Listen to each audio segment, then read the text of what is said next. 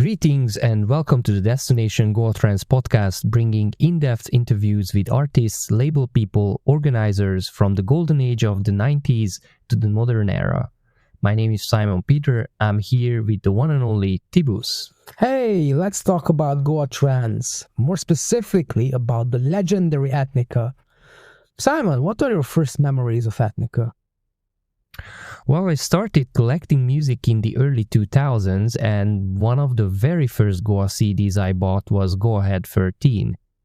The second track on the compilation was the remix version of Trip Tonight, and hearing that track was a truly mind-bending and magical experience, and it feels just as fresh still to this day, I think. And as they say, the rest is history, which, by the way, is also the title of another great Ethnica track. I can relate to this since my very first Goa Trance vinyl was Ethnica's Alien Protein, which has the original version of Trip Tonight. It's still one of the most listened albums I have, and I still discover new melodies, new sounds on it. The whole album is just a masterpiece. This record actually just got re-released. And what can you tell about this Ethnica 30 years release, which just came out on Soundtrip? It comes as a beautiful free CD pack, the first disc of which is the remastered version of Alien Protein, and the second one contains some of the most legendary Ethnica EP tracks. The third one is a collection of unreleased old school tracks, and this one is also available on vinyl for fans of the format. And all the versions are available through the Bandcamp page of Soundtrip Records and can also be found on streaming platforms. Indeed, it includes one of the biggest Goa Trance track ever, Vimana, which I can listen to on repeat forever. Of course, we asked the guys about this track and about their whole catalog in our interview. Peter, can you summarize Ethnica's history in short? Sure. Ethnica started in Milan when Maurizio Begotti, Max Lanfanconi, Andrea Rizzo and Carlo Paterno got together in the early 90s. Their debut, simply titled The EP, came out on a Milan-based label in 94, and it was one of the first ever Goa Trance EPs. Their debut album, The Juggling Alchemist Under the Black Light, was released in 95. The following year, in 96, they dropped the already mentioned Alien Protein album, which is one of the best records of the genre. In 99 came Equator with a more varied style. Later, the project moved to Ibiza and was continued by Max and Maurizio. They released 3 albums in the 2000s, stepping into different styles.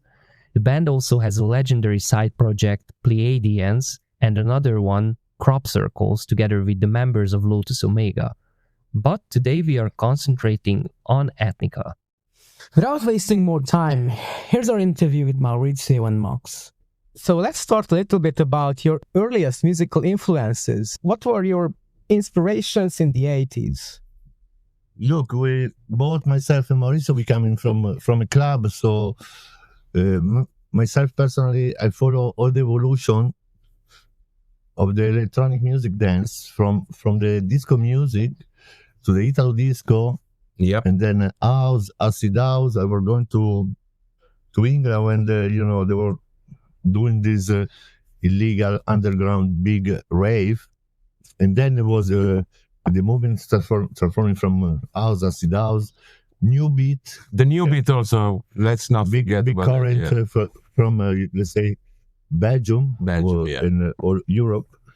So you guys know about new beat, right? Yeah, for sure. Of course. So, and also, like Front 242 and Line Assembly, it's a rap, there are Signal Out. Well, yeah. Relation, there are a lot of public relation. Yes. We come from the vinyl school, so I'm a big collector of vinyls from all that era. Yeah. And then slowly, we follow the transformation. And until we arrive in all the beginning of the very interesting evolution of the electronic music in general, which, let's say, starting from the early 80s. I used to also be into electro hip hop, but not the stuff that is circulating nowadays. The good stuff. Actually, Max and I, we used to go to the same place where we used to practice breakdance. Wow. Same spot, yeah.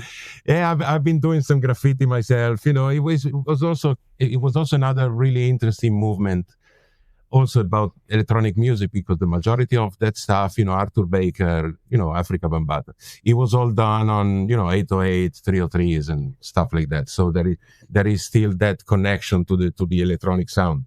Yeah, it even predates sampling a little bit. Yeah, exactly, because all the beats were done either on drum machines or, you know, tape loops or stuff like that. But anyway, very, very interesting, and you know, we feel very, very thankful that we got the best moment in time of electronic music, probably. I mean, nowadays it's been changing a lot, but yeah, those were the origins. Obviously disco when we were kids, yeah. But the more other style kind of disco, you know, more electronic, you know, the Italo disco, obviously. It's been a huge influences. Also, you know, we kind of took all our melodies, a lot of inspiration from there. Yeah, with the collection of vinyls of Kool and the Gang, Chic, and The Freak, Boney M, Donna Summer, yeah, it used to be. I mean, it used to be party music, so that's still Didi Jackson. That's still the spirit, anyway. And what about this more underground space scene music that also came from Italy, like Koto, Cyber People, Hypnosis? Well, of course, yeah. Even all the band that was called Laser Dance. Laser Dance. This is Yeah, from Holland. Proction. Yeah. Yeah. I mean that was the shit. Sorry about that, but that was something that, you know, you could hear it and you could hear there was something different. It was not exactly club music, you know what I mean? Full synthesizer with melody, and I have all the vinyl from Koto, Proction, Laser Dance. Yeah, I have all the album, all the single, everything. You see, but then we will go further more into this with the next questions, because there's a lot to talk about. One of our meeting places was a vinyl shop, of course. You know, there was no Facebook, but that's for the next question. Yeah, so basically when the disco movement in the 70s and in the end of the 70s just died in America, it somehow started to evolve in Italy further, right, it seems, or in Europe. Yeah, that was the next step in the evolution, right? Yeah, totally. Yeah, so somehow it's still I mean, the spirit there is still the same, you know, it's party music for the majority, so it kind of makes sense. All the producers of the big names in America, they were Italian. Yeah, also there's that, you know, because there was a lot of influence of artists, you know, like, you know, Moroder is the biggest one, but that kind of sound. You mentioned already the rave scene, which came maybe a little bit later towards the end of the 80s, but what were you doing when you were not going to the clubs, enjoying parties organized by others? So you were already hanging out together or with groups of people. You started organizing parties together. I think, Max, you were part of the so-called the tribe group already at this point, or sometime later, right? Yes, before that, you know, I used to do this event. They were the first big event in Italy of electronic music. They were called Dancehall Night. You know, it was one event every 5-6 months. And then myself with my team, we were set up an event for 2,000-3,000 people, every time in different location. And they were coming from all over Italy. This was around Milan, in a big club like Rolling Stones and stuff. Yeah, that was. And then we were divide the incoming profit by 5-6 people, and we were travel to go out for 5-6 months. Then the money was finished, and we will go back to Italy, set up make another one. And it was the first electronic music event in Italy. You know, they were not yet like Psytrance was like we say already, all these bands like Signal Out 42, Nitro, Front 242, Koto, Proction, Laser Dance, a lot of new beats, and yes, they were calling Dancehall Night. Yeah. Yeah, this was a different form of party than just going to a club. Obviously, it was a movement at the time, right? Oh yeah, very different format because big decoration, I rented extra sound, a lot of fluorescent art and stuff. Did you guys already met at this point, or what was Maurizio doing at this time? Max was doing this on his own with the rest of Tribe group. I was actually serving my army time. that was from 89 to 91. Oh, you came to something. And so then nice. I did, but then slowly again, going to the same record shop, talking from time to time, meeting at raves. And then we started, sharing like info. Yeah, I'm making music. I'm making also music. So at some point we decided we wanted to, to try our luck, the four of us together.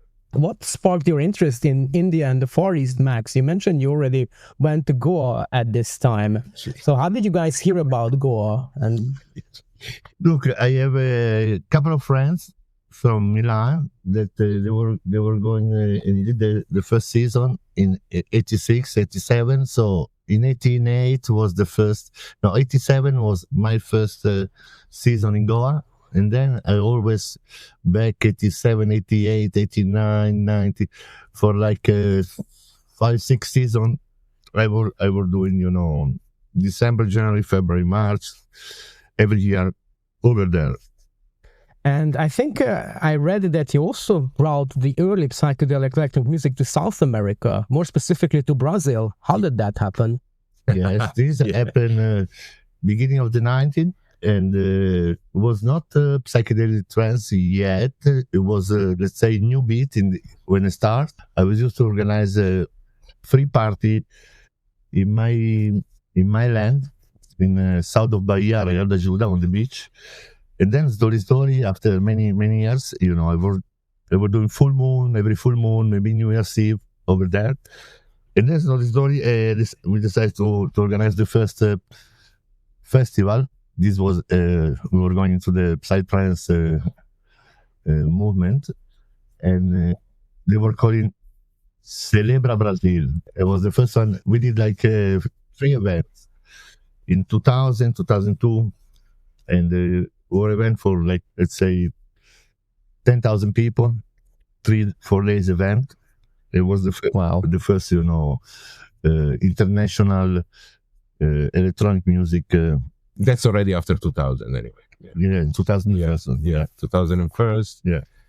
And then there was a big one in South Africa for the Millennium. For the Millennium event in South Africa for the New Year's Eve. Was really good with hallucinogens, and phosphor, infected mushroom, the Stinky Wizard, all the big names, Psaras, Coxbox, Totally Tips, all of them. And so on. And it was the whole festival, the whole 3 days was only live music. So it was only live sets. Live after live. Which was a bit of an headache, but it worked. Yeah. It really worked. Amazing. Yeah, I can imagine how hard it would have been without the lap. I mean, there were laptops already, but yeah. It was not like in the 90s where we had to go around with multiple hundreds of kilos of stuff, so it was already kind of doable, it was a big discussion with our 2 South African partners because they were a bit worried about my idea, but I designed and projected this system. There were three positions on three tables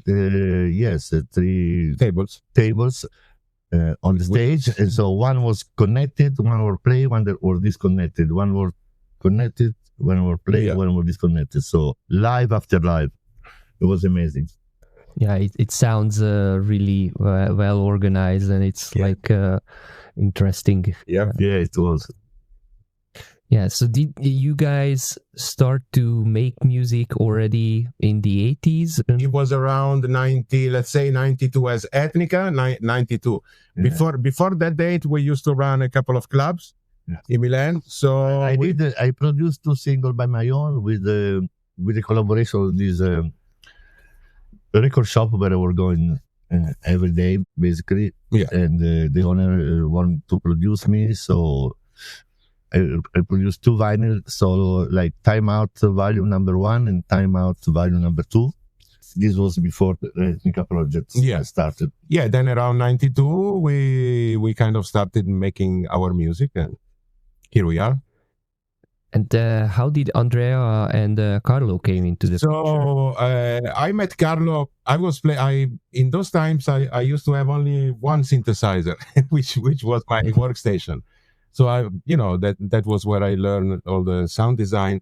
So I met Carlo I was playing at a rave with my synth, and Carlo popped up, and we started making some music. And then after sometimes not that much, we met Max in a park, I think it was. In Milan, and the next day we actually started in Max's living room, and so it was the 4 of us. We had an Atari computer, we had a Roland W30, we had a small sampler, my synthesizer, which is Yamaha SY77, very powerful synth. I discover now after that. Yeah, well, it already had FM synthesis and all that. So. And so that was our setup. Max had a Roland D110. Carlo had a drum machine. So we basically started on Atari black and white. Atari ST. Because I was studying the program, so I was on the computer, and they were coming every night after dinner in my house, and we were playing until with the early morning. And Max's mother was sleeping in the next room. That's something that But anyway, that is where we were all kind of still learning, But it was so much fun that that's basically what we did all day. In those times, I had a proper job, but then I realized that it was maybe time to quit, and because it was not possible to go to the studio during the night. So since then, Max and I, that's all we do is producing music. Basically, everybody brought their own equipment. You learned your equipment, and you learned to do sequences along the way. Yeah, I think Andrea was like a classically trained pianist. Yeah, basically this was his mission. I mean, just because he was a classic piano, trained artist. Really good. And yeah, he was kind of the guy in charge, of all the riff and melody. And just a rough idea, because we always used strange scales since the beginning. A lot of Arabic kind of Phrygian, right? So it was a little bit of everyone involved in there, but Andrea was the chief with the notation. He met you guys through friends or through parties, or how did you meet him? How did you meet Andrea?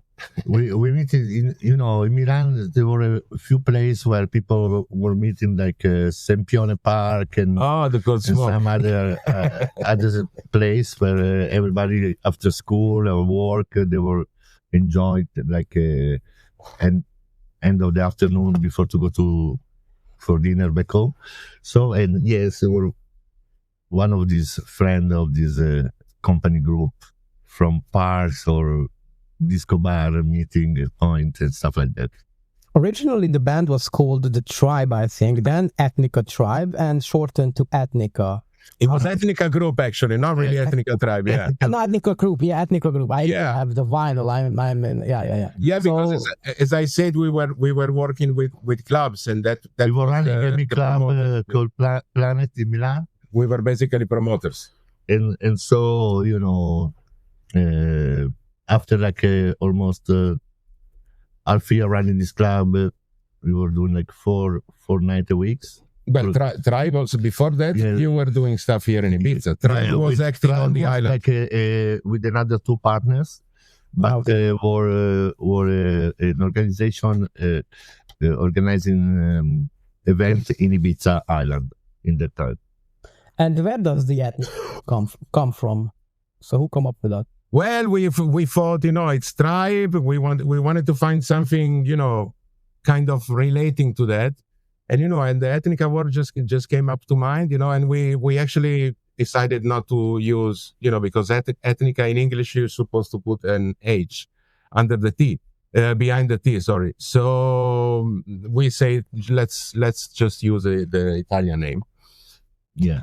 The way it's written. Also, was a moment that they were traveling a lot around the world, so it was a fascinated about all different, tribes and ethnics, culture around the planet. So that's why we decided to leave the state.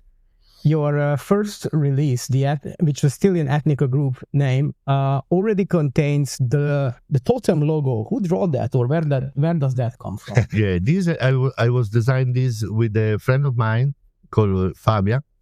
I was fascinated in the time of all the American native tribe in the coast of the Pacific Ocean. Acoma, Tinglet, very different tribes. So I, like an inspiration, I take, a few totem representative, and changing and design, changing a little bit in the design in like a cartoons mood, let's say. And then we redesign it after a while. Cover of the vinyl, if you notice, the totem looks a little different from what we use now. So it's kind of been restyled through the ages, 30 years. But it's a very powerful logo. We really like it. It's really unique. Yeah, it is. Does it have a specific meaning for what elements are in the totem, or did you discuss this? They are relating, like I say, to Acoma tribe that was American native Indian from the Pacific North American coast, Northwest. Like the two whales and the frog. They were. It's a bunch of animals in there, so yes. Mm-hmm. There's two birds on the wings. There's the toucan, toucan as well. But like I say, we transform it a bit in more cartoons kind of design from the original one. But this was an inspiration, from the American native Indian tribes from North American Pacific Ocean coast. So you started producing together in like 92, 93, right? Yeah. And then what was your first track, or what do you remember about completing the first track together? The one with the sample with Tony Montana sample. What was it? Which one was that? I can't remember the name. Well, as I said, we were all still learning. At some point, we kind of thought that it is working. So we can consider the very first track that we actually did is the stuff that were released on Brainstorm. Yeah, that's a part of us. And that was a big thing, because we actually went into a professional studio. I remember we brought all our gear, all computers, all synthesizers, and then Soundbuster in Milan, and we were simple clients, and we did the whole process of transferring the music from each track to the big tape, the way it was done in those days. And the record has a really kind of good quality sound, even because it was passed through a real analog tape and console and all that. Expensive machine. Very expensive machine, yeah. The studio was also kind of expensive for us. I mean, nowadays people complain because, but you can do your music at home. In those times, you had to do your music. Of course, we had a little studio. And then you had to bring it to the studio to actually have a real record in your hand. It was not existing for the digital world like today. We did synchronize the computer to the tape machine, and that's it. But so we also experienced that part of producing music, which is taking your stuff, put it in on a real studio console, and then apply effects. And it was time consuming because you had to rewind the tape every time you made an adjustment, but a very creative process. And then after that, the guys at the studio, they got so impressed with us that they decided they want to leave us the studio during the night. And that was a bad decision for them. probably. But it was really good for us because after that first vinyl, which was amazing, was a great experience. But then we had basically a real studio that we could use every night, and that's where we did all our biggest classics. How did you end up on the Brainstorm label actually? So was it like because they saw how you guys are producing and they gave you a chance to appear on the label, or was it already a deal you had that you want to release something on there? Or no, because I was in that period was a big vinyl hunters. I was traveling all over Europe, from Berlin to Zurich to Munich. And in many places, it was a big like hangar where they were selling vinyl to the shops, called Lombardoni. So like a big warehouse, yeah, big warehouse where all the shops were, and I had access to go to buy. We used to spend days there. It was beautiful. So once I bring a DAT demo tape to the owner of the place, and he called me after 1 week and said, "Look, what do you think if we're gonna release on one of our labels?" And so we signed a contract. This was the first release. It was mainly a techno label, but in those times, it was actually this new music now, what we call God trance, was actually starting. So it was something really kind of moving. It was moving forward. So even people from the techno scene, they were playing that stuff and becoming interested in that. 49, that was the year when the Goa trance really started. There were the releases, the first couple of Dragonfly releases, for example. But how do you remember these early formative years in Milan and Italy? Well, we used to follow a lot. Max and I, we used to go to the record shop. They used to leave us, a big pack of vinyl, and we used to sit down at home, listening to the music. And that was, I wasn't traveling that much as Max was doing, but because in India and Goa, the thing was moving a lot.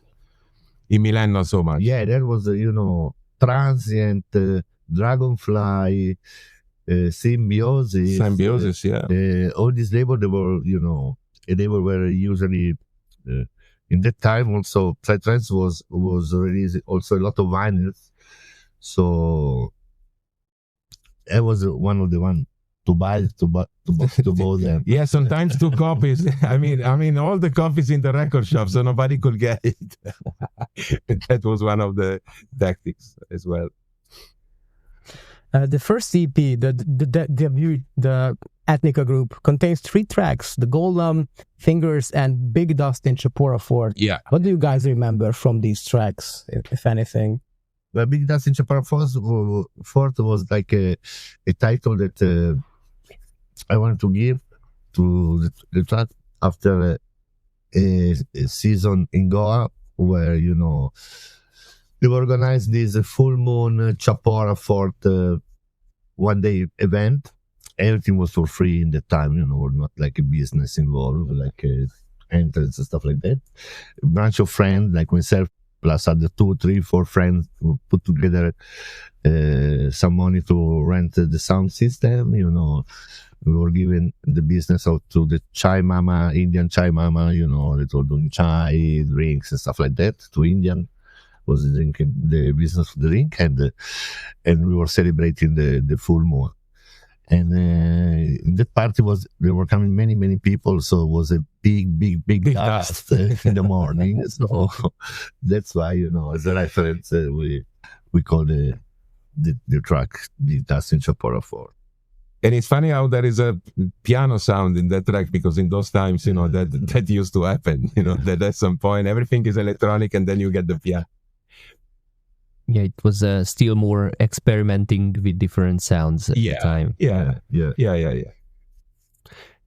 Soon after came the first album, The Juggling Alchemist Under the Black Light, that came out in 95, right? And how did you come up with this album title? Again, an interesting name, and the cover for this record.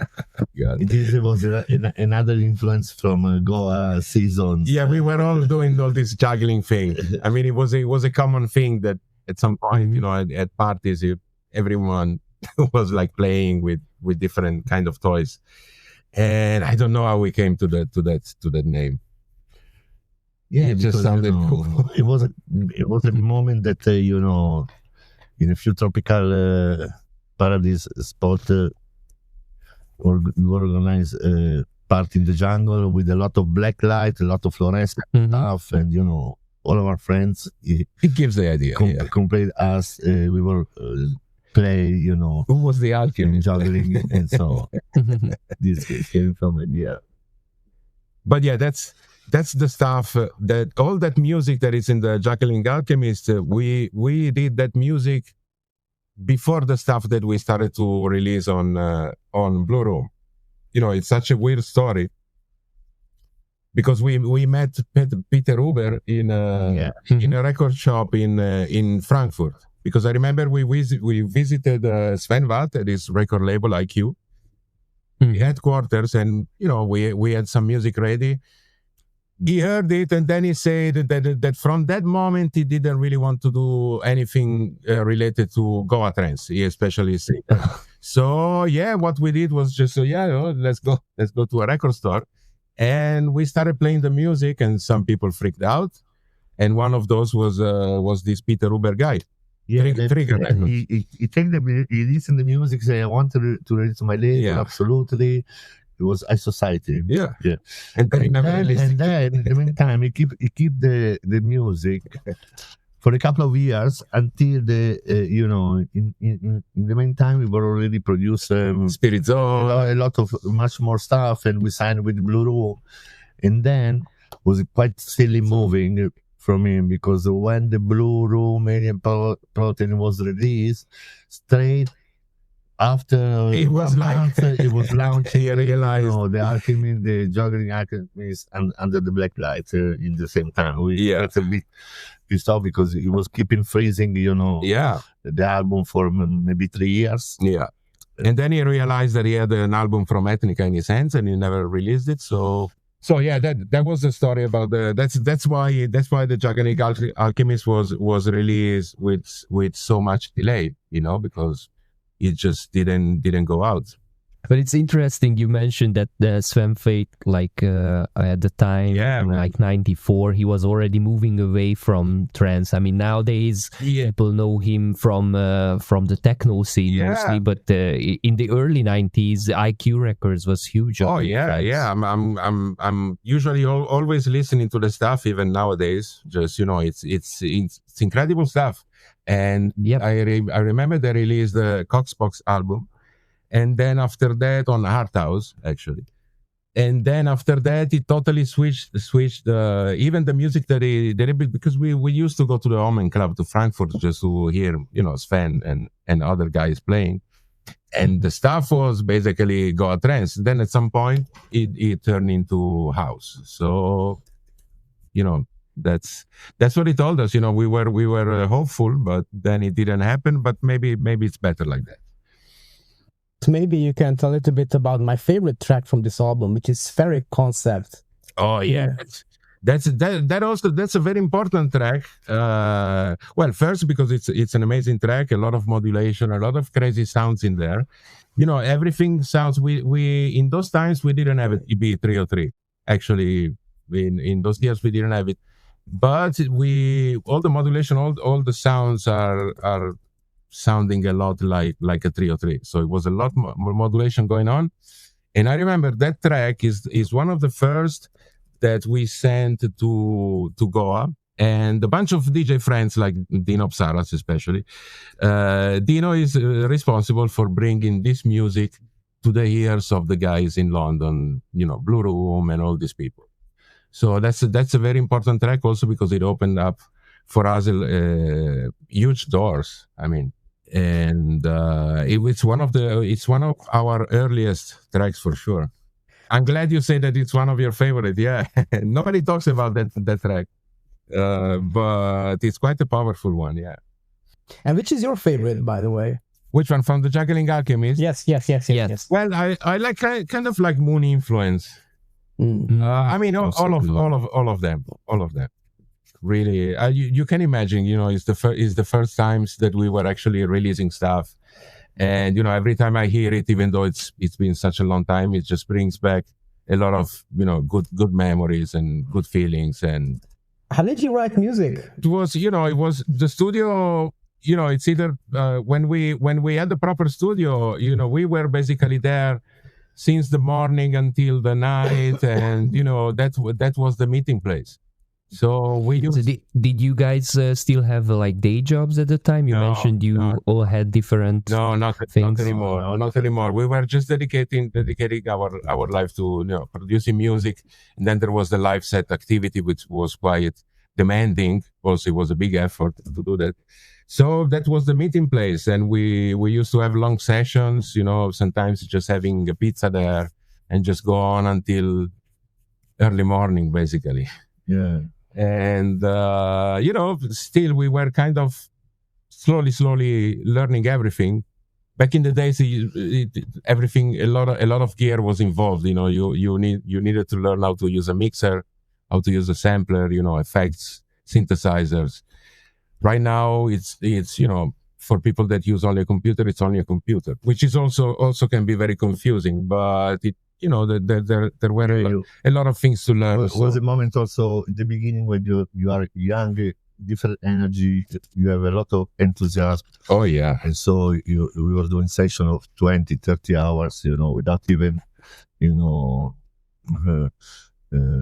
understand that we were closing to make music since without eating, nothing, session of, many hours without even understand that the time was passing so fast. This is happening when you are in the first moments you start to have the control of the program and stuff, and melody came out, and arrangement came out with a lot of idea one after the others. So you're really fast, and you want to stuck in front of the equipment and keeping producing, and so time was running fast. Also different ages. Well, course. yeah. So yeah, it was really an amazing time. It was a big passion, a big excitement in order to producing. Slowly getting new synthesizer, new gear. Every time it was like a challenging thing, but a lot of fun. Yeah, back in the time, when we started touring around, we were invested almost more than half of what we were getting from the fee, and back in the days was a very high fee, in equipment. So because to make music in the time, like I say, was not existing the digital world. So you need to buy a lot of boxes, expensive boxes, in order to have good sound and sample, Akai and this and that, all the other synthesizer and a fat unit. So we were investing more than half of what we were receiving. Especially during the trip in Japan. Yes, exactly. What happened there? Get into a Roland or a Yamaha? Yeah, because Japan, the first time we went there, we were really shocked to see all these, big stores where you can get any kind of synthesizer, anything, and every time we used to go and play in Tokyo, we used to come back with full of new stuff, new toys. And how was the learning? Was it like everybody had their favorite synth and you learned it inside and out and you designed your patches on that synth, or everybody tried to get their hands on everything? Yeah, well, back in the days, there were a lot of, we always used like a Korg MS-20, like the original one, SH-101, our modular, a lot of JD800, a lot of synths with faders and knobs all over the place. So with those synths, then you could just walk up there, just move stuff, play with the filters and things. But then there were the digital synths, like Roland JV 1080, the EMU Morpheus that we used a lot in our classic tracks. And that's really tough to program because it's only like a really tiny display. Yeah, it's a pretty rare scene So, nowadays. yeah. But that was also, fun because it's, it was all each synthesizer has had its own way of programming sounds. So it was also a lot of menu diving, but the studio was kind of open. You could walk up to the mixer and do stuff to the scenes. Yeah, our sampler. Yeah, the sampler, we always use the sampler for our drums. Obviously, there was no hard disk recording, so all your drums usually used to come from a sampler. So basically, you worked as a team. Everybody was working on something. Maybe Yeah. someone was working on the drums or Some the of bass us, line. maybe I was more, dedicated on sound design, and some others were more, sitting on the computer with a mouse. But we always kept like a kind of rotation on the. Mhm. Also because it was, we were together at the studio plenty of time, but sometimes it was only one guy, So if you are alone, you have to learn how to use all the machines in. The album starts with Gili's Voyage. So can you talk a little bit who or what is Gili or Gili? Even though Yes. So it's the island, right? for many summers, I was a resident of this big club, the main club in Bali Islands, Indonesia, in the summertime. And I was traveling to Bali with a lot of vinyl. So I was doing 6 days per week there. The owner were always give me, big villa and all the comfort, plus of course a very good salary.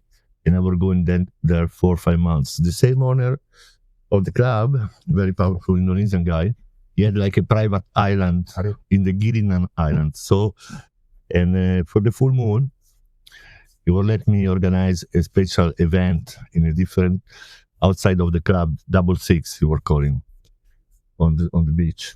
And we organized this party for the full moon in Gili Island that are like close to Lombok, the next main island close to Bali. So he sponsored all the events. Was not, for like a profit business kind of. It was a free event, so he gave us this big boat from Quicksilver, sponsored for 400 people that bring like 400 people from Bali in front of this tiny, tropical coral reef island. And we set up a sound generator and everything. But that's where we did the party. Yeah. That's all I know. Yeah. So Gili Island, and it was amazing event, unforgettable. My God, yes. And then all the local with the canoe, they were bringing the people from the big boat to the island, and when we came back to Europe from the trip in Indonesia, we give one title to one of the tracks to this for this event we did in this private small coral tropical island in Indonesia called Gili Islands. Oh, I will check That it. sounds amazing. And how come that the album also has the remix of this track? I think the third track is the remix. Yeah, it's a more minimal one. But look, because back in the days we used to record. First of all, when we used to say, okay, let's record it on that. The track is done. We used to record the same track like 3 or 4 times. That was the usual process. And obviously, just because we were mixing everything live, on the mixer or on the synthesizer, they all sound a lot different one from the other. I have to say also That's why there's many versions around on that, in the tribute or whatever. in the time I was like a natural sample freak. That too, yeah. We were going with that with a special microphone, for example, in the nighttime in the rice field to recording frogs, or I catch like maybe 40-50 crickets when they put it in the shoes box with the hose, and I record them. That was very loud. Volcano in eruption. I very break in with the Indonesian guy in the nighttime up to the Kintamani volcano and recording, the eruption of the opening of a new small craters. plus wave on the same, tempest, all real recording with the microphone and that then we were, added to our tracks. Yeah, so the remix is just another mix, a lot more minimal. Yeah. Because also back in those days, you had to finish a track and then move on. It's not like today that you can save a project and go back to it after a month or whatever. We used to work like a week at least on a track and then finally move on and just reset the mixer and just start for a new one. But again, we were doing only that all day, so a lot of music from those years. Plus all the different versions, of course. And how do you see this album like 30 years from now, 30 years ago? Obviously you did the music a little bit differently. Yeah. But and it's evolved, your style evolved over the years. How do you see this first album? Well, it's always a pleasure to listen to those tracks and to play them out. Even though, of course, nowadays the sound is much more clean. You can really go deep into the mix and just have a perfect clear mix. But it's got its kind of vibe. It's got its soul. It was the art and the pleasure to design sound with analog instruments. And the analog waveform, it's very, very different from the digital that is quite flat compared to the analog. Even today, all our production, they always have a couple of lines coming from analog scenes because they make a difference. The sound become much more aggressive, much more, powerful, let's say, because, like I say, it's a matter of different kind of waveform between digital and analog. A few years ago, there was a re-release of this album on Dot Records, a free CD version, free CD set with lots of unreleased versions included there. Yeah. So did you go through all your DAT tapes from the times and pick all the tracks? Do you still have this huge collection of DATs? Yep. Yeah, I like I say, I was a maniac of vinyls, and I used to do every time before to go out for the season. I was recording vinyls on a digital audio tape, and then bring it to go to DJ Laurent. That was the best, for my opinion, best guy for party, best DJs in Goa for many years. So I have a big that collection, and all the time we listen and we find some experimental stuff, something new that we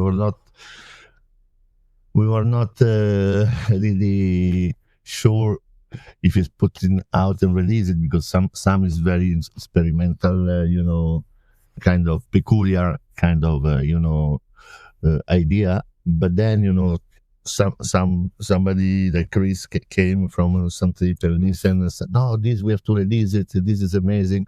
So that's why all the time from the old stuff it come out some cherry release. Yeah, it's getting tough to get back the music from the tapes, because it's been a long time. some of the tapes can be damaged, but it actually worked for the DAT release and also for this new that we just did on Suntrip. Again, Chris was here. He went through the DAT tapes. They sent the DAT tapes to a specialized studio to get the original sound out of the DAT tapes, and then it was remastered. Sounds great. For the next album, you released a couple of classic EPs. The first one is the Italian, which is, I think it's a bit closer in style still to the Juggling. To the Juggling Alchemist, yes. Yeah. But it has classic tracks. Much more psychedelic than, yeah. This was Spirit Zone, no? Yeah, the Spirit Zone. Yeah. Fractal Gates, Acid Shell. Yeah. Exactly. Yeah. So what do you remember it? And why is it called Italian? Well, that was a decision from Antaro. We didn't really from the boss at Spirit Zone. Well, because also the cover of the vinyl looks like a pizza box. Yeah, they use like Italian flag colors. Yeah, so that's why it looks like a pizza. Antaro idea. Yes. Yeah. But the funny story about those tracks is because it was one of our first trips together to a festival. We all of us, the four of us, we went to VUV Experience. Also because we needed to talk to Antaro from Spirit Zone. So we went to VUV Experience, and I remember, Total Eclipse were playing live. She's the first live that I saw personally. And then, well, we partied all night, and then in the morning the DJs, they started playing all our music. So, and part of it was the stuff that was then released on Spirit Zone, and it was an amazing feeling, obviously, especially for me. Your first big event, and then they're playing your music. I remember we were like, is it real? I know this track, but this is our track. But yeah, one after the other. Yeah, So that was an amazing moment.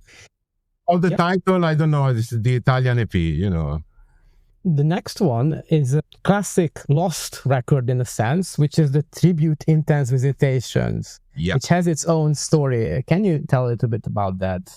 Why it was never released? Because of the sample. Look, Intense Visitation, it was released, they released like a couple of promo vinyls that are very rare. Blue Room, we have it.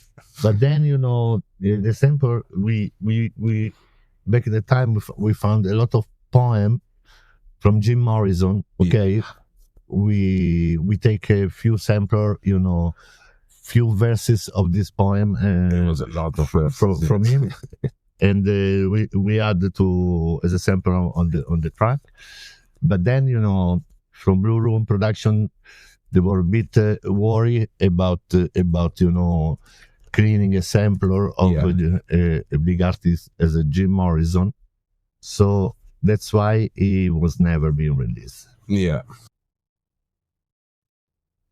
I think it was at the time when sampling was already viewed as some kind of stealing, or royalty issues were sometimes involved, right?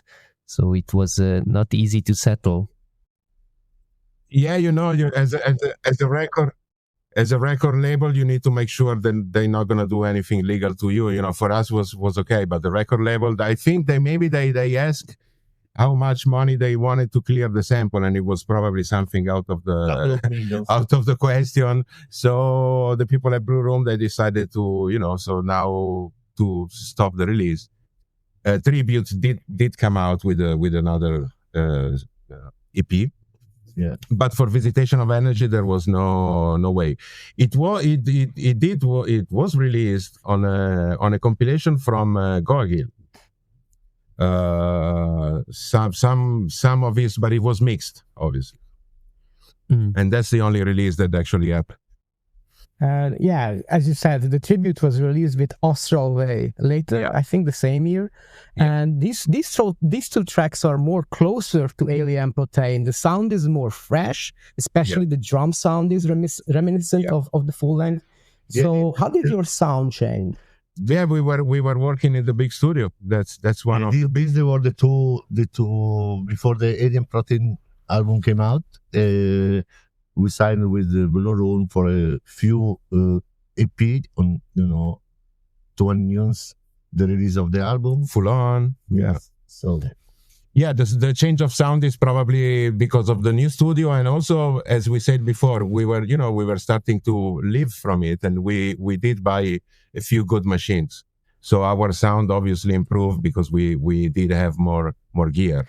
Like we bought a proper mixer, Mackie, 32 channels, and and the result is the quality of the sound. Also, Blue Room people, they used to go to a really good studio to get the mastering, for the mastering and the cutting of the vinyl, and the sound is still, even Vimana, the sound is still amazing when you hear it today. So consider it was 30 years ago or more. Yeah. And then the last EP before Alien Protein album is the Kumbh Mela EP, which you did with DJ Cosmic. Yeah, with our unfortunately just passed recently. Yeah, exactly. He was Sadly, a really good friend. He came to visit us many times in Italy, and and so he didn't. He really wanted to do something together in the studio. So we decided to sit and do this track together. He came with the train from Germany with the Juno 106. Yeah. Yeah. And we didn't have one, so we did those two tracks. We had a great time.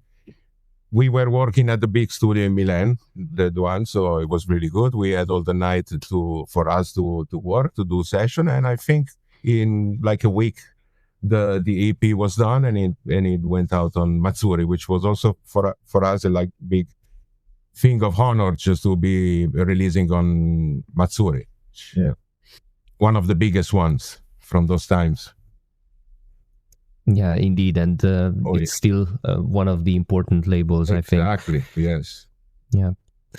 So then the second album came out, Alien Protein, in 96, and it was already an evolutionary step in the sound. It was a new genre defining album. I mean, if anybody searches for Goa trance and the key releases in the genre, I think this is one of the albums that would come up. Thank you. One of the classics. Thank you. So many people became fans of the style listening to this album. I'm pretty sure I remember it from the first days when I was listening to this style that I came across it, and yeah, it's an influential album for sure. It's the same for us because we actually realized that we did like the music we were doing at this point, because again we were still learning, So yeah, so there's a big improvement in the sound. It also changes a lot.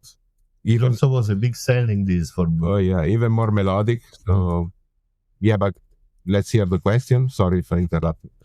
Yeah, no, it's fine. So it was. Do you still consider it one of your best sellers or the best albums in the created under Ethnica, or how do you see it now? Well, yeah. For sure, one of the best. Yeah, that and the stuff we did with Pleiadians, but that's another story. Yeah, but that's another stuff. We're not gonna talk about Pleiadians today, because even in those times we were also doing Pleiadian stuff. We started the Crop Circle. Yeah, I4 album from Pleiadians was really popular as well. It was more or less in the same period. Yeah, but you had different projects because those were under different labels, basically, right? Exactly. Correct. Yeah. But the times it was kind of with Ethnica and Pleiadians, they started, Ethnica before, but then it was like something that we were doing at the same time together with the Crop Circle. Because we were producing so much stuff, so we were so many different requests from different record labels all around the world, and we signed some exclusivity for Ethnica, so we decided, okay, let's put something else in the sound, in the production, and we open another project in order to be able to release more stuff with other labels without compromise of exclusivity, and so the time was born Pleiadians project as well. Mm-hmm. But it was basically the Alien Protein album and the EPs before on Blue Room that opened these new doors for you guys, right? Yeah. Pretty much. Yeah, I would say yes, for sure. Returning to this mighty album, I could never really understand what's on the cover. So what's on the cover, and how does it represent the album for you guys? The artwork was Simon from Blue Room was in charge of it. Simon Gahari, yeah, which was the creative guy at Blue Room, and it's concept. Gift to the Pope was given to some. Yeah, it looks like it could be a spaceship, it could be a UFO. It's kind of an interesting thing, but it's all Simon's artwork. There's right. An alien in the back. Yeah, let's talk about the Alien Protein tracks, because all of them are classics. So the album starts with Screaming Butterfly, which starts with the sound that reminds me of the squeaking sound of the moths. Yes. So why did you choose this track name? And also, there are some delayed sounds in the beginning that reminds me of the big dust in Chapora Fort, right? Probably, yeah. We were using the same device. Because I remember for Screaming Butterfly, we just got our Roland JD 800. So it was also a lot of sounds from there, but I can't really. We used to also use samples and just change them so much that it's like impossible to understand what's going on.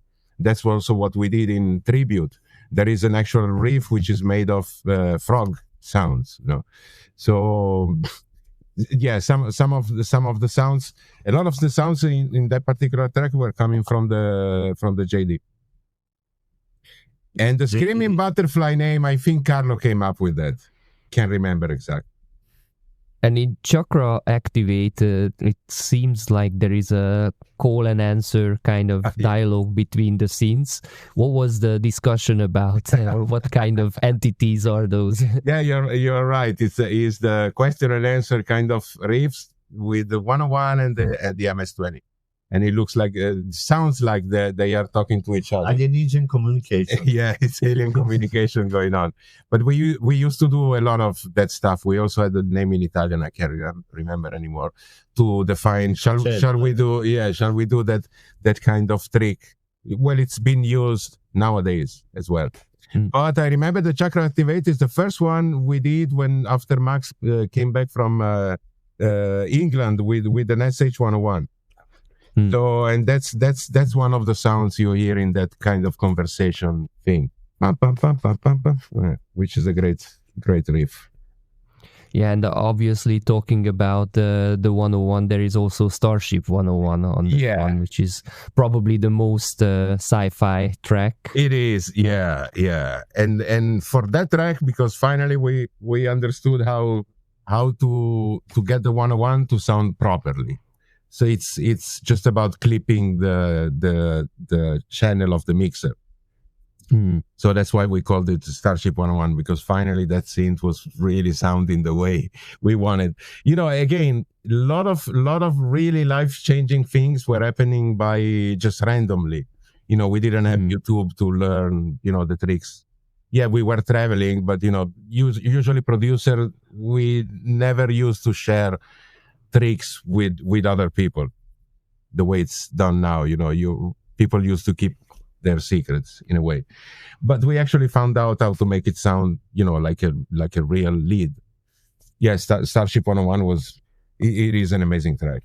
I love everything about it. Yeah, almost as much as Vimana. The third track is Party Droid. So who's a Party Droid? From that track I don't have that many memories. I do remember it was done in the same time as Microdrive and Tryptonite and the Shadow Dance, actually, which was there. But about the Party Droid, I can't remember who came up with that. Working in this big studio in the night, it was not only the four of us there, but we used to invite friends. So there was a lot of stuff going on in the studio. So maybe ideas come from people. Do you remember who is the Party Droid?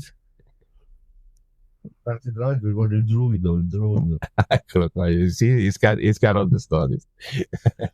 The droid was the druid that organized a big portion for everybody. Okay. Oh, wow. Yeah, that's what I mean. Yeah. It was complicated nights at the studio. And the next one is Z-Plane Sunrise, which is one of the most mystical tracks of Ethnica. So how did you achieve these otherworldly melodies? Yeah, the thing is that the Z-Plane Sunrise, the title comes from this famous type of filter that the Morpheus has, the EMU Morpheus, which is called the Z-Plane filter. And that filter gives a really nice sound.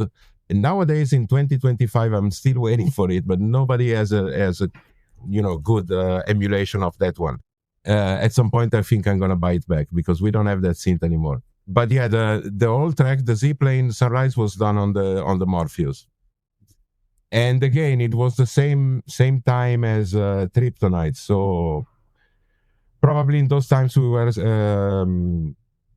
very creative with the melodies. It's a very deep melody. Yeah, you're right. It's a soft track. It's a very soft track, So, but in those times, it was normal. Like when you work at the studio, we were doing tracks that we were supposed to be playing in the night, and tracks that were for the morning. That Suntrip just released a unreleased version of this track, actually. So how did you find that? It's from the DAT tapes. Yeah, it was a different mix. Yeah, because again, as I said, we used to make multiple mixes of the same track. And then we were trying, those on opening party. Yeah. And then we were saying which one was working more, which one was working less, which one was needed some additional work. So, and adjust. So from many of our, big tunes, we always had a different mixes. I wish we had more. And more recordings from the live set, because also the live set, every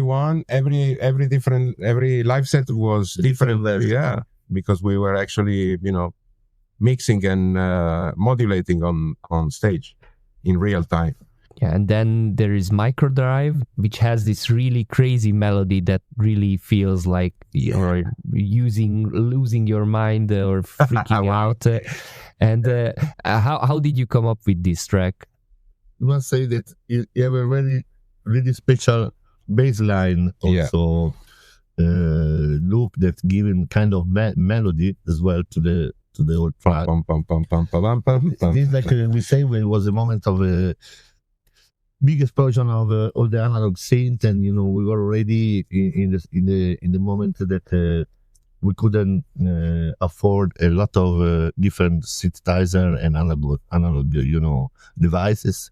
Yeah. So we were kind of experimental with the most bizarre, extreme acid sound in order to create, kind of alienating communication sound. Yeah. Kind of. Yeah, Microdrive is still one of my all-time favorites. And then SH101 is very and the SH101 is present a lot. It's there is that beautiful build-up in the break. It's just unique. Yeah, it always works on a dance floor, just perfect. Yeah, still works. The 7th track is Deep East, which is Ethnica's first down-tempo track.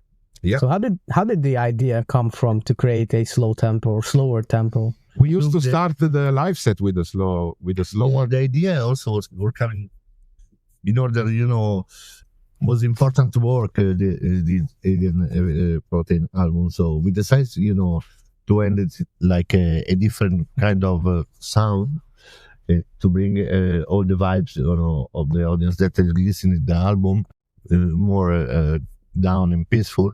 So we decided to produce as a last track also something completely different, down tempo, slow beat tunes that give kind of these vibes of the closing of all the tracks, and bring the vibes, chilly and relaxing with deepest last tunes. And also we used to start the live set with the chill out track. It sounds incredible nowadays, but that was done like that. We used to play not really like a whole track, but 4 minutes of slow beat stuff, and then starting the proper live set. The CD version closes with the classic Trip Tonight, which is a complete journey on its own. So what did you want to tell with this track? Do you remember? Yes, well, we can tell you that, because it was a very bizarre kind of melody, is going to the Arabic scale accord, and we were not very convinced about this track, actually. And this like it's a big proof that when the artist is not very convinced about some production, then it become one of the hits. So we decided to put it at the last because the melody was, I don't know, maybe it's too cheesy, it's too crazy, and we were not really bet on Trip Tonight. If I have to be honest. That's also why we made a remix in '99 of that one. But then that's also like much more dance floor oriented. But then I will say we were very wrong back in the time, because at the end, it's still one of our, maybe the more popular top Ethnica tracks. Oh yeah.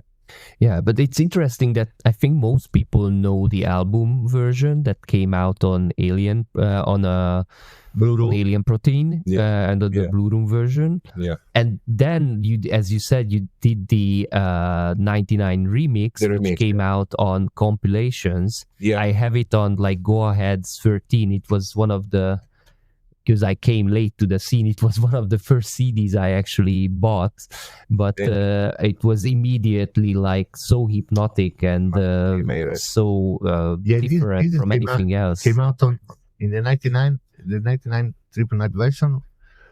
We signed with the DJ Dead from MDMA Records, in Israel. They also released a vinyl. Released a 12-inch vinyl with the track.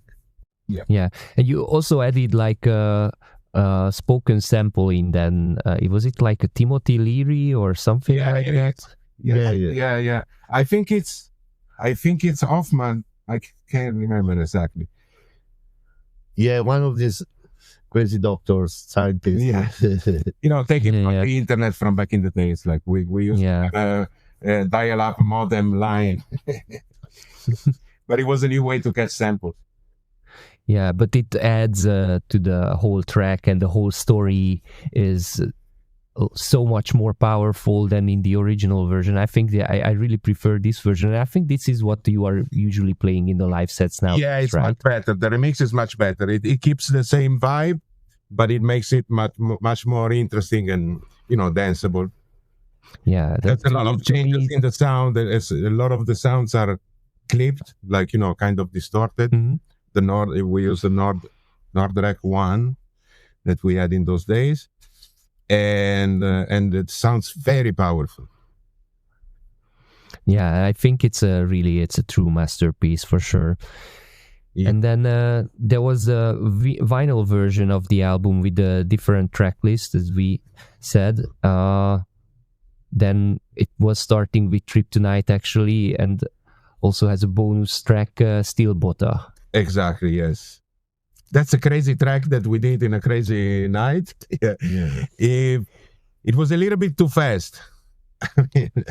The original is a very fast track. Mm-hmm. But we did play it once in a while. Yeah. Like spheric concept. Yeah, we were just talking about the spheric concept before, because they mentioned them. Okay. And I talked about the story that Dino brought it to go, and that's why Blue Room was Mike McGarry. Okay. Was Mike McGarry that doing our first tunes in Goa for a season, and they were playing in all the party apparently. So yes, when you came back, then we have a contact. Mike McGarry was DJ of Junior Actor back in the time, so then Blue Room called us, invite us to come to London, and there was the first contact, and we signed with them for a few stuff. And to sum up this album, which one is your favorite track, if you can pick one? Difficult to say, because it's very hard. Yeah. There are a lot of Vimana is one of maybe of the strong ones. Vimana was in the EP. No, he's talking about you guys talking about Alien Pro. Alien Protein. Right. I would say Starship. I would say Micro Drive. Yeah, it was part of the single. It was the single that announced the album. Yeah. Yeah, but it's very hard choice. Chakra Activate is also a very good track from there. This one is difficult to target just one tunes, because each one have the right time, the right moment, the right crowd to be playing, and so difficult to say. For me, I can choose between Microdrive and Chakra Activate. Yeah, Party Droid also. Yeah. Yeah, good. Sometimes after the album, you have released the best Goa trance EP ever. But I'm not sure about what is its title, because on the CD, on the side of the CD, it is called Vimana. On the front, it's plastic. So what is the... Again, the graphic was Simon was taking care of the graphics. Plastic is one of our slow beat track. It should be. I mean, the Plastic EP should be the name. But then, as you said, on the side, it says Vimana. This was the choice of the graphic design that repeating that time was Simon Gahari. Yeah, great cover, by the way. Yeah, and I mean, all the tracks in there, they're fantastic. Especially Vimana, which is like a whole adventure on its own. What do you remember writing that? And where does the sample come from? Do you remember? The samples comes from a famous documentary of those years that was talking about the UFO crash in Roswell, New Mexico, and it was from some VHS that we had. We thought it was a really cool sample, and it is, and it just fit in there perfectly. So you guys were already fans of these UFO stories, like the X-Files was big at the time, the X-Files series, or big fan. Well, all of us, yeah. Me personally, my father was also deep into that stuff, and he's the one that bought me my first books, about UFOs and stuff. And I became fascinated with that. And we always put those kind of messages in our music, relating to alien civilizations and all those kind of very, very interesting mysteries, whether you believe it or not. It's also interesting, and it gives a lot of suggestions to understand how our civilization came up. But that's a long story. Yeah. Yeah, but it's pretty clear, I think, from your music that you try to kind of not just place a sample in a track, but to also recreate this kind of sense of exciting space journeys and stuff like that. Send short messages to the sample every time. Yeah. Especially with the Pleiadians project, we did that a lot. We are still here waiting to actually meet the aliens, but nothing happened yet. But we keep hoping, man. So you haven't seen the UFO yet? No, not really. Some lights in the sky, but nothing really life-changing, honestly. I wish, but maybe the wrong ones show up, so you never know. And so, what was your vision for Ethnica's music? What did you want to channel or tell through your music that you created over the years? What did you want to capture? But basically, the job is to try to give some message and give to the dance floor, good vibes, positive vibes, and try to make them, blow away with their mind and imagine, something different of the usual routine of the normal life.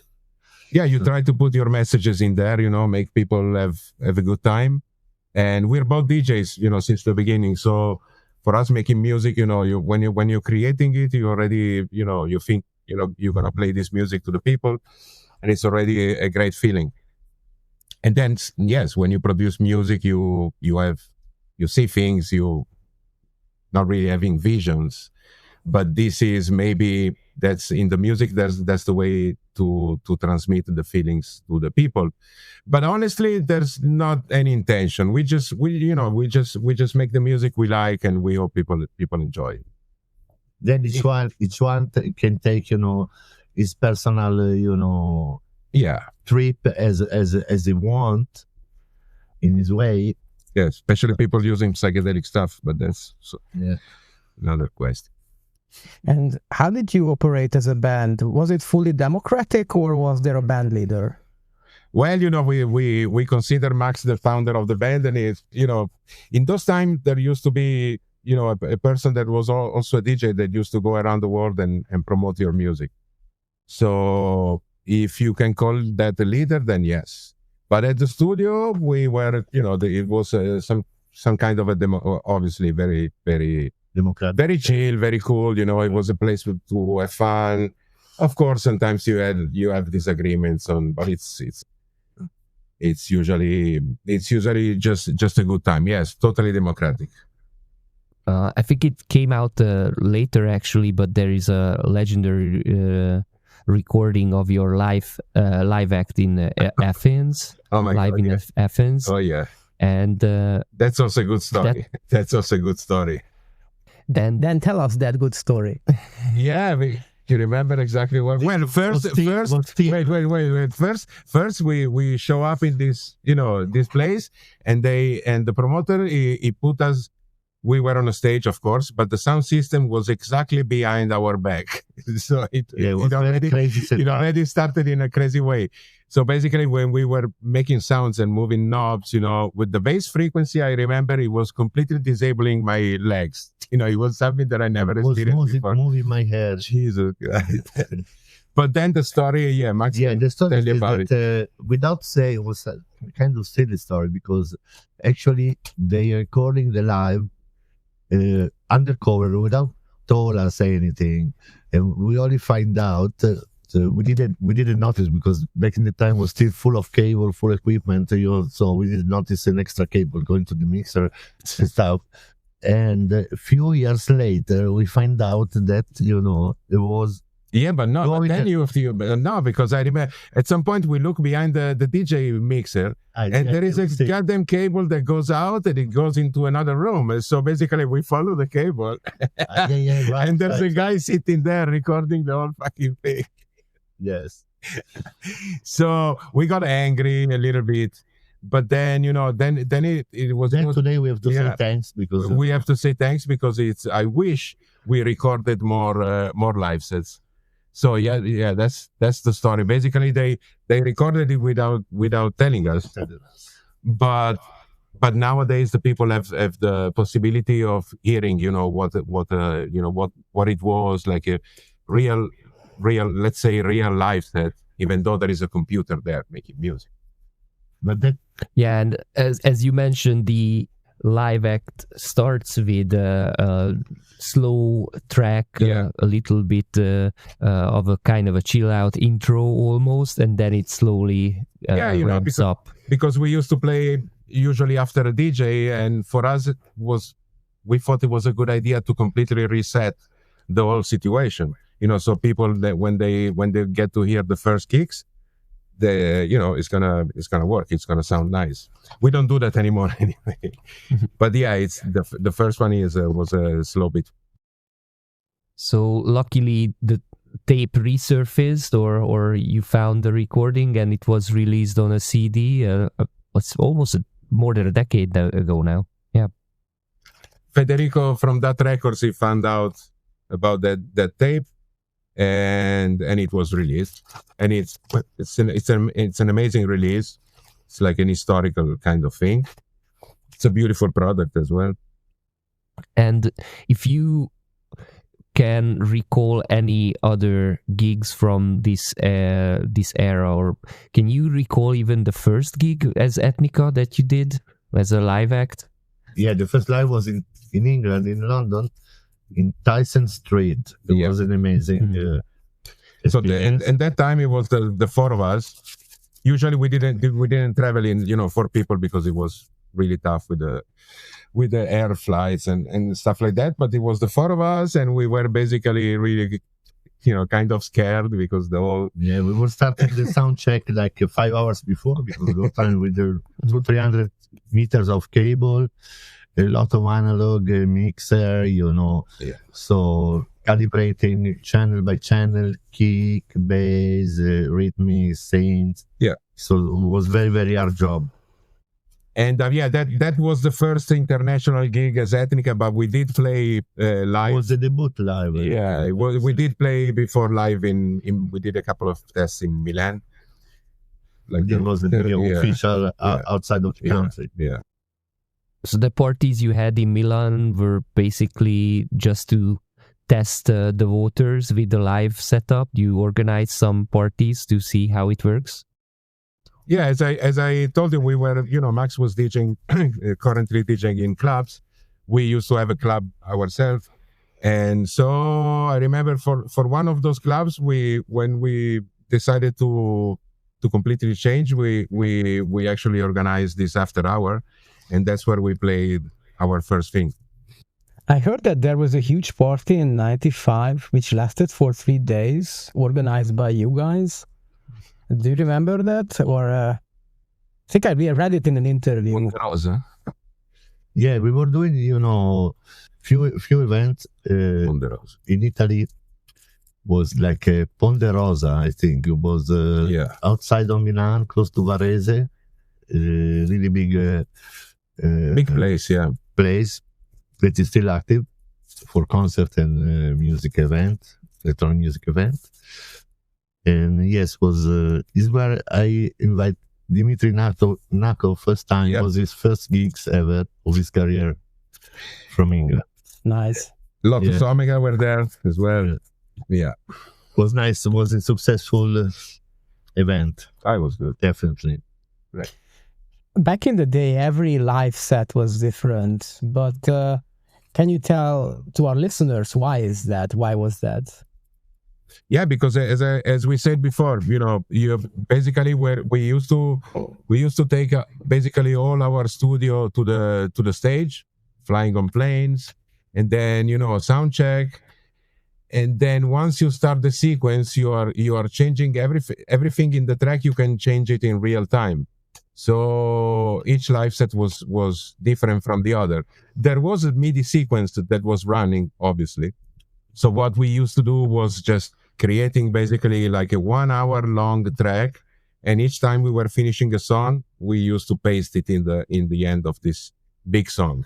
It was all MIDI, only MIDI, no audio basically.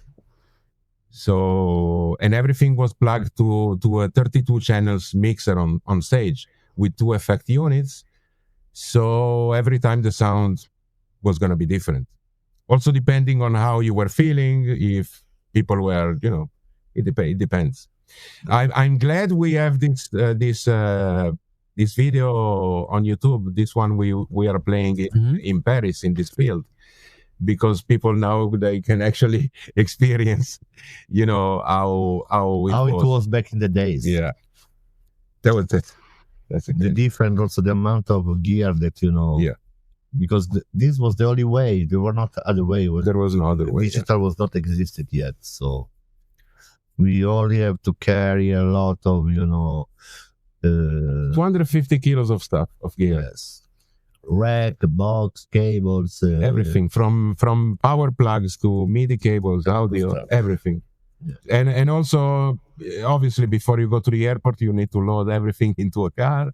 Then we used to arrive at the airport. At the check-in, people were looking at us like crazy, We had a lot of damage also in the transportation. Yeah. Because, some of the synthesizers were coming with us on the plane, just in a bag. We used to carry around a suitcase with a big computer in there, because it was the only way. Yeah. MIDI interface, everything. So that's why every time it sounded different. Yeah, I mean, nowadays you can be a solo artist and travel with a laptop and have maybe everything on the laptop, but in those days it was impossible. You had to have somebody doing the mixing, dealing with effects, other people tweaking the synths, right? So the only thing that was automated was 2 or 3 digital synths where you could send something that is called a program change. So basically in the MIDI, there is a number that goes to the synth and it tells the synth, change, put this situation of sounds. But with the rest of the synthesizer, we used to put little stickers on the knobs just to remember, okay, this track is blue stickers. This track is red stickers, for the MS-20, 101. 101, you can do whatever you want. It always sounds good. Yeah. Probably a reason why they are still using it these days. Oh yeah. We still have ours. Yeah. Did you ever lose any synths, or did you get any? Oh yes. So There's a few things that we can find anymore. yeah, many times. But we had damages to the synths, obviously. I remember once we were in France, in the airport of Charles de Gaulle, and they have this thing where you put the bag and it goes down. It goes down into a big room. Mm-hmm. I remember seeing our flight case with all the with all the samplers inside. Rolling, smashing. It was literally rolling down the freaking thing, and it didn't get broken, thank God. Even machines were very hardcore, back in those days. Yep. We still have some of the stuff. Some of the stuff is gone, lost. Maybe some of the stuff that doesn't work anymore. Synthesizer, they need a lot of maintenance. So Indeed. especially here we have lots of dust. It's very humid in Ibiza. It is a good input always to buy a new one. Yeah. Yeah, it's a gear acquisition syndrome. We know that. Yeah, of course. Yeah. Yeah, and so if I understand, you didn't really have any backup tracks or anything. No, absolutely no. So you had to really learn how to troubleshoot if something goes wrong, or improvise on the. Sometimes we used to record, like on a DAT tape. We used to record the whole live set, but we did it only a couple of times. Yeah. And there's one of those tapes, we found it, so you people can expect some news, very, very exciting news soon. But that's for the Palladium project. Yeah. Okay. Sounds exciting. And did you have roles playing live in that classic YouTube video that you mentioned? It looks like that Max is doing all the mixing while you others are playing the synths. That's correct? Yeah. Yes, correct. It's correct. And which tracks made the biggest impression on the dance floors? There are a few, I would say, not only one, but let's say Starship 101, Tribute to Goa, for sure, Trip Night as a closing set track, Vimana, the Party Droid is working really well. Chakra Activated is also working very well. There are a few. There is not one, I would say, for my personal opinion. There are a few tracks that when we go. We have gigs for a retro set performance. We always play a set of these 20, 30 tunes that always fix very good all the time. And which tracks did you like to play the most, even if the audience didn't react?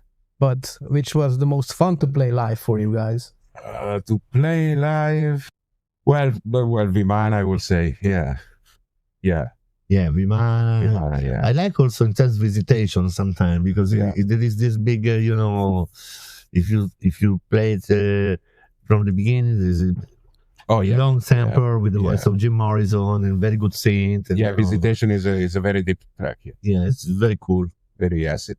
Yeah. Coming back to the Live in Athens album, so it came out with a second CD. Which has a lot of tracks that were unreleased before.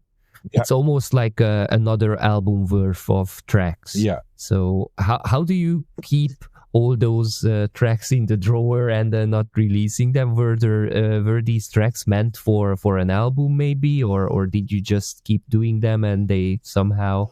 You create the music and then at some point you're gonna take it to a record label.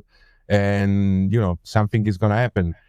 Also, we have to keep in mind that towards the end of the 90s, we also opened up our record label, and things were not going so well with the record labels in general. A lot of them they were closing. Some of them they really didn't adjust to the change from vinyl to CD. Lots of stuff happened. So probably some tracks just. They were never released. We moved on to different stuff, maybe also that. But we still do that. It's not that everything we do gets released, because it's also we play live and DJ set constantly, so it's usually good for us. Yeah, we keep a lot of stuff, just for our To performance. have something fresh, that something the people different. know about it, and maybe someone is gonna notice and it's gonna ask you to release. But it's not the focus. I mean, at least for me, it's not always to release stuff, especially nowadays that it's only digital. So it doesn't give you really any kind of pleasure, let's say. The bonus CD or the bonus tracks on this one of the unreleased tracks are also amazing, like the Phtalic Vibes. I love that one. Blinded Moon, Mankind. Those are all great tracks. Yeah. And especially the Play at the end's track Time Dilation. Oh my God! Yeah. The Ethnica Morning mix. That's awesome. It's in my opinion, it's a little bit even better than the original one. Yeah. With the I think it's from That Can Dance, that vocal sample in there. Or is it? Yeah. There's a voice sample from That Can Dance in the beginning, and it gives this really deep feeling. And the whole track, it's such an amazing track, especially for the morning time. Yeah. It brings this kind of vibe that is unique. We still play it, if it's a retro track and if it's in the morning, we'll probably play it. Carlo left around 98. What happened? And are you still in contact? Do you know what he's doing nowadays? We are all still friends with everyone. Yeah. Friends, but they changed different direction, and we decided to move all the studio to Ibiza from Milan, and probably also they were not interested to follow this this culture anymore, because then the proof is that when we split, they never ever release anything by their own. Yeah, Carlo wanted to start a solo project, something more close to chill out or techno or stuff like that. It never happened. But then in the end, no. So, but I mean, we are all still friends. When we visit Milan, I always see them. Sometimes they come by, they pass by Ibiza, and I mean the studio is still open to all of them. They just change their life. Yeah, exactly. Also, Carlo has a proper job. He's making, he has his own lifestyle. He does have a really amazing studio in Milan, but he never. Yeah. Tell us, why did you move to Ibiza? I mean, why Ibiza? Why not London or anything else? Because we always used Ibiza since we were kids. It was always the place where we wanted to go on vacation. Also because of the club scene here, especially in the end of the 80s, beginning of the 90s was really exciting. It was just, a very beautiful place. Great weather. There was a very important scene here, party scene, both party scene and producer, because GMS were here. Total Eclipse were here, Didra, all the friends. It was a really nice moment for Ibiza. It's not that much far away from Italy. So it was a natural decision that we took.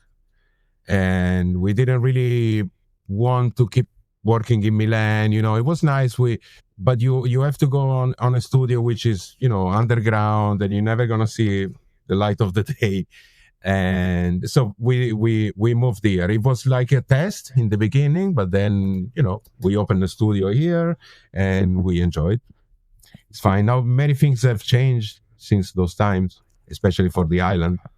It's becoming much more commercial. There's no party scene anymore, but we're all growing up. So, this is the place where we decide to live. In the liner notes of the Live in Athens album, for the Phtalic Vibes track, there is a text that it's supposed to come out on a Fluorophilia album. Yeah.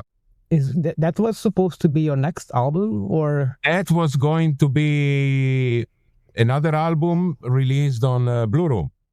Okay. But then it never happened.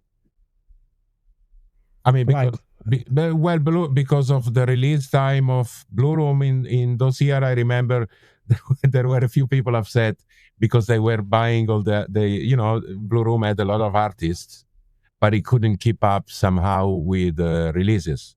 So a lot of people had their, you can imagine, Juno Reactor, Total Eclipse, a lot of amazing artists. And so it was pushed back, and then, Blue Room didn't exist anymore. So, but there was a kind of an idea for the Fluorophilia album already. And then after Blue Room shut down, we moved back to Spirit Zone. That was still active. Yeah, they survived for quite some time, but as you mentioned, in the 90s and end of the 90s, early 2000s, a lot of labels had difficulty to stay. Yeah, because also, I mean, nowadays, with this, I mean, it's been like more than a decade, but the Goa sound at some point, better than I do. People were not interested in it anymore. A lot of the production, even from bands like Extreme, were coming up. With amazing like stuff that was sounding a little bit more like techno, right? So a lot of people were moving away from the typical Goa trance. Even if you look at the, all the Flying Rhino releases, they became more progressive. It was a sentiment, it was a feeling that was around. The people used to talk about Goa trance as a fluffy music. It wasn't really appreciated back in those days. Then people kind of understood that it was better to go in the same way.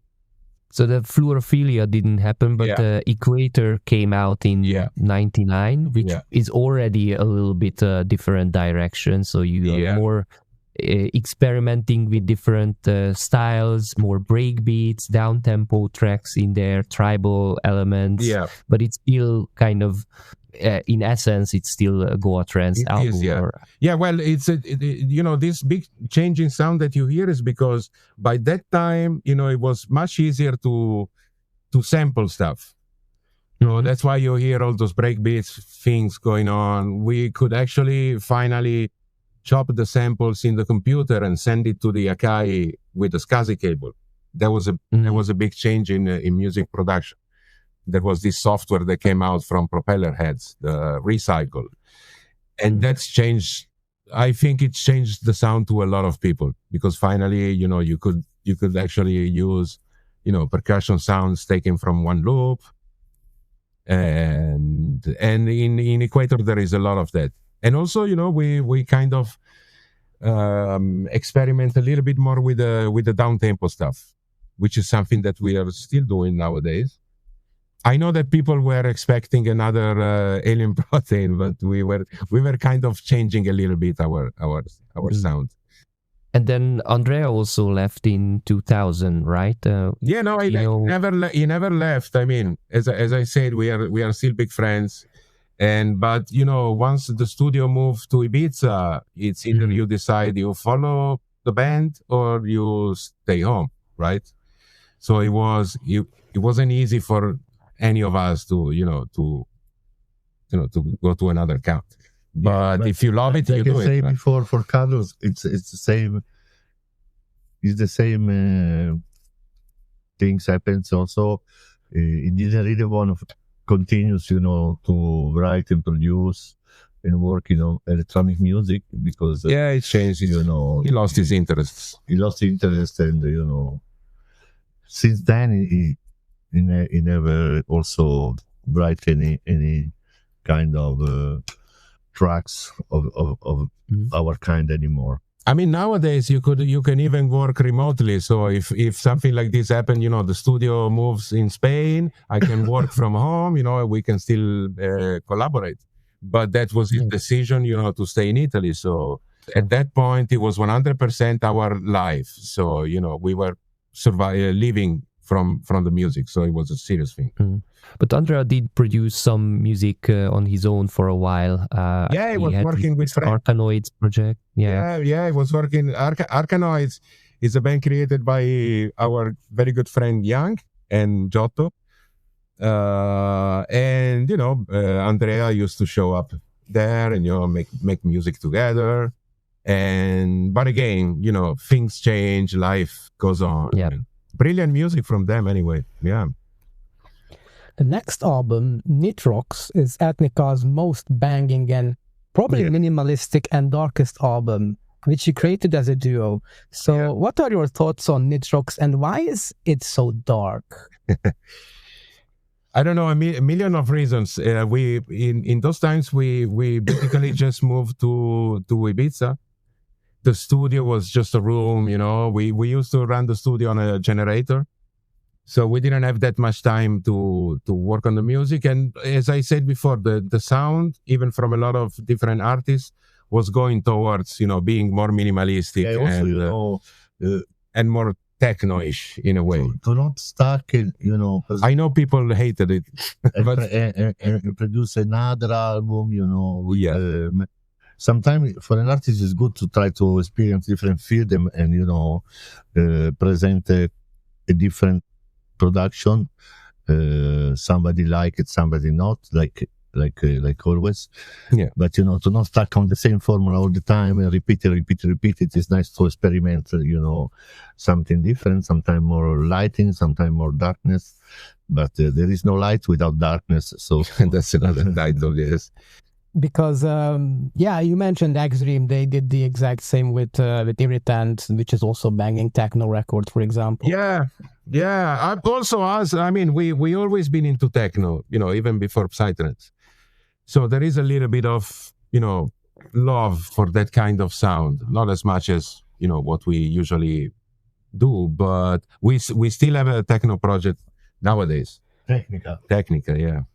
But yeah, that album came out like that. I know it's a lot different from what people were expecting, and also with the next one, with the Chrome. The next album basically continued a little bit on this journey, but it was maybe a bit more into the psytrance style of those years. It's probably a bit less dark, but it's still like very hypnotic. So what do you remember about the Chrome album? The Chrome album is in that period we used to play a lot in places like Japan, and all of a sudden our crowds became much bigger, and also the crowd was not really waiting for Goa trance to be played, honestly. And we used to play longer sets together with people like Extreme or so it was something more for that kind of dance floor maybe. And Ethnica's last regular album, Sharp, came out more than 20 years ago, which is hard to believe. Wow, yeah. This had even more melodies, and it fits the contemporary psytrance at that time. Yeah. So what do you think of this album? How did you come up with it? I like some of the stuff in Sharp. Photonic is a great track from that one. Yeah. And again, that's you can hear a little bit of the Ethnica sound in there, but then you can tell that the production it's moving towards psytrance, because anyway, at the end of the day, now we have a Goa scene internationally. But back in those days, like in the early 2000s, nobody was gonna book you, for that music. Yeah. So we have to understand also that you are an artist, you live by your music, and you always want to be competitive. But maybe when you look back on it like 20 years after that, it gives you a different feel. But I still have people coming up to me and say, Chrome, I like it. Or of course you cannot compare them to Alien Protein, but again, it was completely different times in music, even production wise. Everything changed. And I could say sometimes, we were feeling like the feel like to try to produce something a bit different, not all the time you have the same inspiration and you want to repeat the same formula. Even slower stuff. Sometimes you have to be brave also to try to step out of the usual circle, and like you say, always somebody likes, somebody doesn't like, but it's important always to experiment and try to offer something alternative and different. I know from the nostalgic fans that always want the melody, and that period was a kind of different, surprising for many. But this was the moment that we were feeling like to do that, so we did it. Yeah, and I imagine that the move to Ibiza also changed the studio. It was a different physical space. It was the big transition also to change, country, to set up a new studio, and it was a moment like a big transition for us. Yeah. Yeah, also the first few years we didn't really have a studio. It was just our gear in a room, a beautiful place. But now yes, we do have our studio. It's kind of unbelievable, but even Ethnica in dub is 10 years old. I still remember when I received the CD 10 years ago. To me, it's also a classic. Just as the 90s album, it's stellar and showcases a different way to merge psychedelic music with dub. So how did that idea come from, and what do you think of this album now? Look, it's ready, the second one, Ethnica and Dub Slow Beat number 2. It's going to be released in the next few months. But back in the past, we did a few very big jobs, like for Pacha. I did the first Pacha lounge compilation in 2000. That is the only release that is not on the Pacha Recordings label, because the year after they opened Pacha Recordings, I did the Macau Cafe, like 5 different release. The number 1, 2, 3, 4, and the best one of Macau with Sony Music. It's more like a Balearic chill out and stuff, because it's nice to have an alternative project. That kind of music have a longer life because it take a bigger circle of audience. Because it's not like so restricted to the party people and festival people. It's the kind of stuff you can listen in the house during the day. Your family can listen as well. They like it. It's not so extreme type like the kick stuff, the electronic dance music.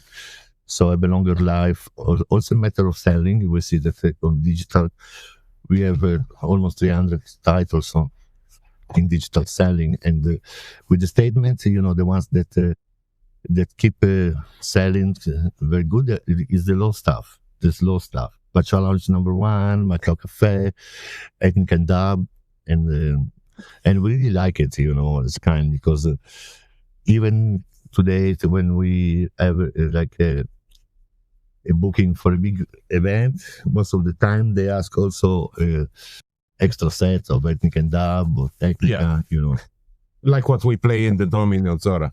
Yeah. Which is all the new stuff. Down tempo, not really dub, but each style of sound of electronic music have the right moment, the right crowd, the right spot to be played.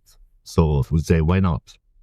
And for the reworks of your old tracks, for example, Vimana in dub or Screaming Butterfly dub mix, did you still had your own MIDI files, or you recreated everything? No, just recreated. No, this was already created. Sadly, we don't have all the old files anymore, because also it was old project, old project from the Atari. Probably they're in some box somewhere. Yeah, no, but it's impossible. In the floppy disk, because it was a very different kind and system to how to produce the music with the Kai sampler was completely different way to do it. So most of the time when they ask a remix from the very old track, we say that the file are not available anymore. Yeah, that's also we do when we remix our own stuff. We just recreate as much as possible.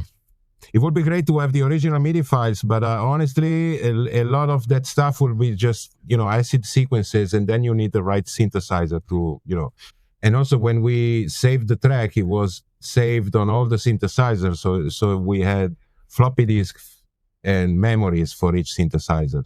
It's not like today you have a project which is only one thing, one folder, Yeah, which is really good. But back in the days, it was a lot of, there's still people who have their MIDI file, and I respect that. But we moved around so much, and we also lost a lot of stuff, computer, big crashes of the computer, lost a lot of files. But then, yeah, electronic music, I think you can really, if you know what you're doing, you can really recreate everything. Yeah. Especially if you want to remix, it doesn't have to be exactly the same. Once you have a few important sequences, then especially for a remix, when people ask us, can we remix your track?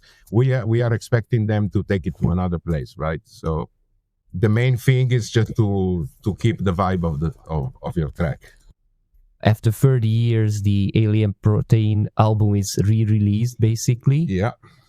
Tracks were remastered as well, right? So great job. Yeah, great job.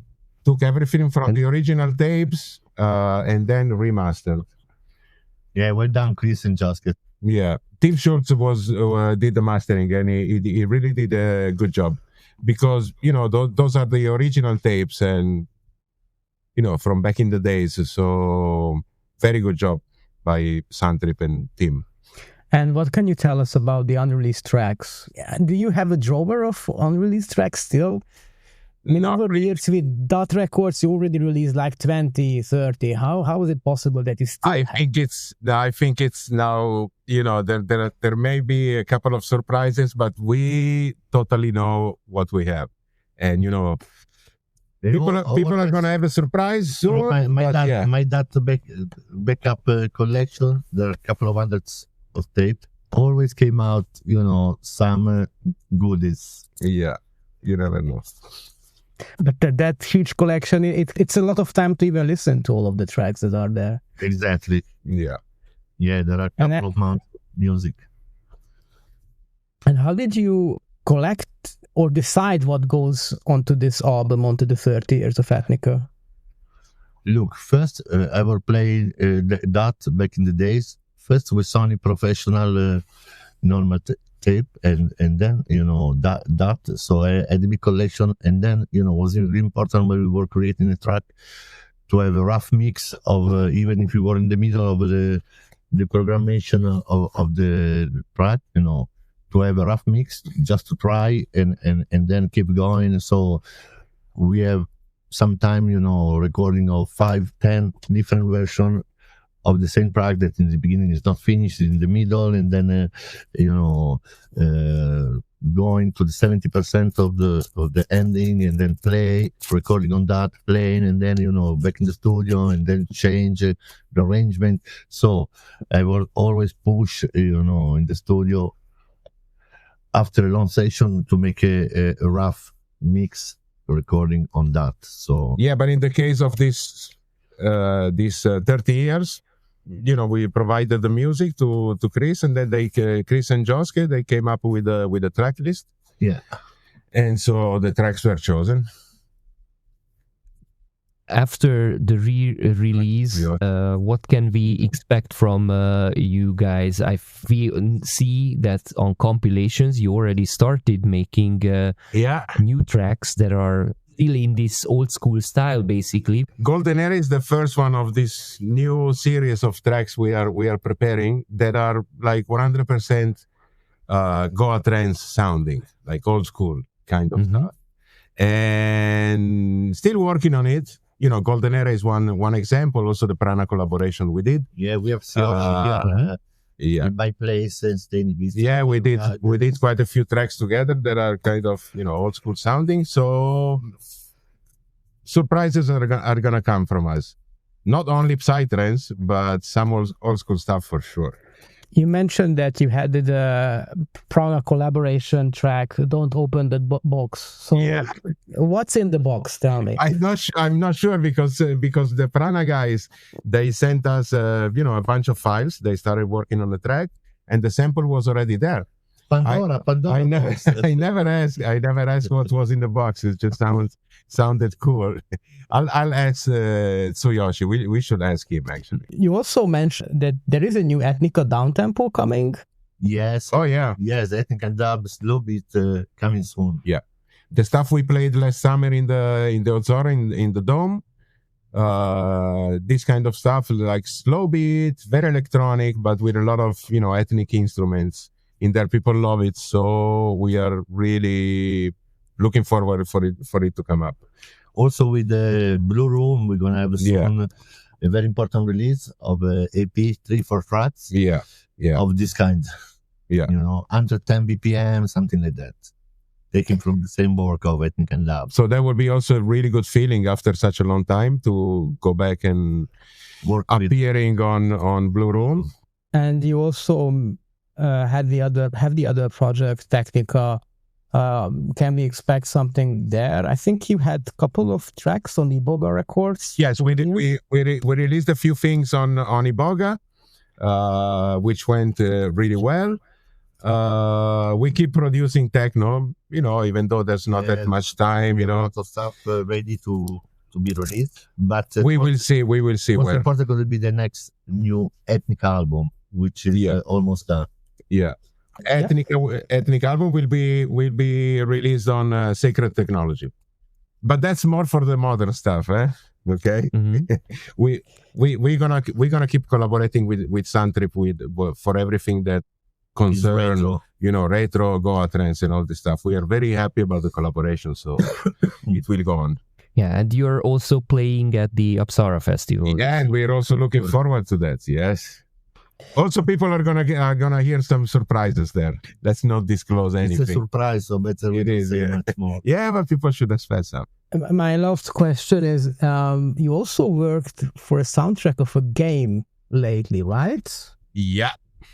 Can you tell a little bit about that? Gran Turismo. It was GT4. Yeah, this was for Sony PlayStation. We did Gran Turismo 4. We did some sound design for Ferrari. We did some sound design for Ducati. Yeah, back in the days, and then there is a new video game that is still under construction, and we have some collaboration with them as well. Yeah, but that one, the GT4, was together with the people with Solstice Records. We used to work with them in Japan, and so they basically asked us for a track, which is it's one of the tracks that plays when you play the game. Checker flag. Yeah, and it was GT4. Yeah, that was also a good experience. It was also one of our favorite video games actually for a while. Yeah. And do you play video games actually? No, not anymore. I've been a big fan of shooter, FPS, Battlefield, but thank God I quit. It's enough computer time with the production, guys. There's no time for video games. No, I used to love it, but life changes. Yeah, I think what I was thinking of is this game called Mictlan or something like that. Yeah, it's the Mictlan. Mictra, yeah. And we did some collaboration of sound with them. Yeah. Let's see when it's going to be released. And that was our interview with Ethnica. Check out the 30 years of Ethnica on Soundtrip. You won't be disappointed.